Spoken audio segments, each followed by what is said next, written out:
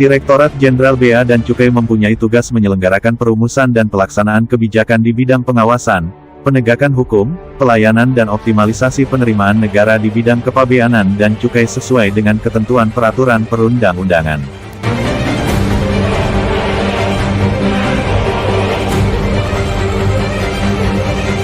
Sejauh ini kita ketahui bersama adapun fungsi Bea dan Cukai. Perumusan kebijakan di bidang penegakan hukum, pelayanan dan pengawasan, optimalisasi penerimaan negara di bidang kepabeanan dan cukai.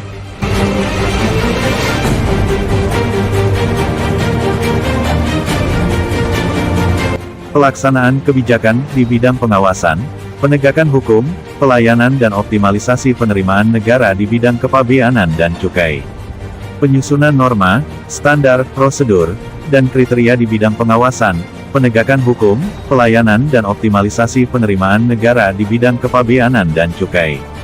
Pemberian bimbingan teknis dan supervisi di bidang pengawasan, penegakan hukum, pelayanan dan optimalisasi penerimaan negara di bidang kepabeanan dan cukai. Pelaksanaan pemantauan, evaluasi, dan pelaporan di bidang pengawasan, penegakan hukum, pelayanan dan optimalisasi penerimaan negara di bidang kepabeanan dan cukai.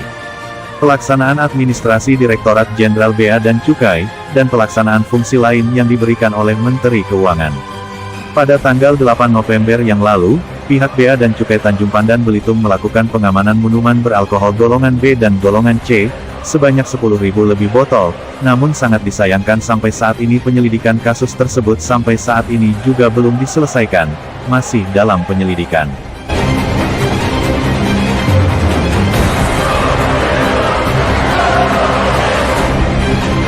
Sejauh ini kalangan masyarakat Belitung, sangat ingin mengetahui, siapa pemilik minum tersebut, dan dengan mempergunakan ekspedisi apa, pihak pemilik mendistribusikan minuman tersebut.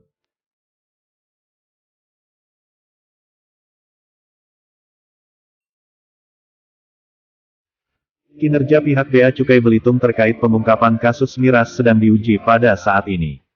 Kinerja merupakan kesepakatan antara pegawai dengan atasan langsung yang berisi kesanggupan dalam melaksanakan kerja serta target-target yang harus dicapai dalam periode tertentu.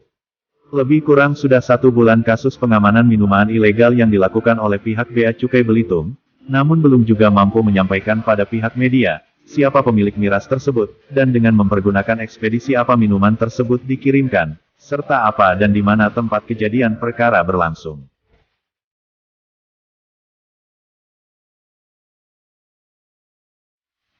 Sejauh ini Fahrudin Victory selaku Ketua DPD Media Independen Online Indonesia menilai, kinerja Bea Cukai Belitung terkesan lamban dan diduga ada upaya kurangnya transparan dalam menyampaikan siapa dalang dibalik minuman ilegal tersebut.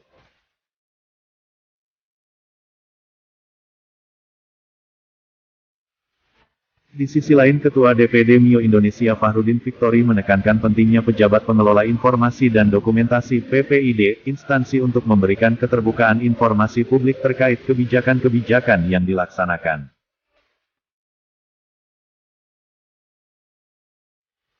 Ini adalah masalah kewajiban sebagai apa yang disebut institusi publik.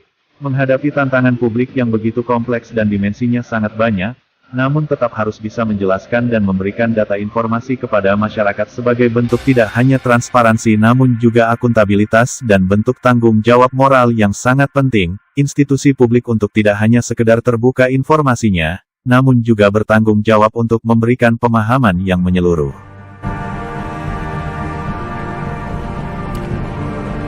Keterbukaan informasi adalah tujuannya untuk tidak hanya akuntabilitas transparansi, tapi paling ujung adalah rakyat percaya apa yang dilakukan pemerintah dan yang dilakukan pemerintah adalah sesuai dengan kepentingan publik bukan kepentingan pejabatnya atau kelompok tertentu. Dari Tanjung Pandan Belitung, Redaksi TV Online Belitung Televisi Berita melaporkan.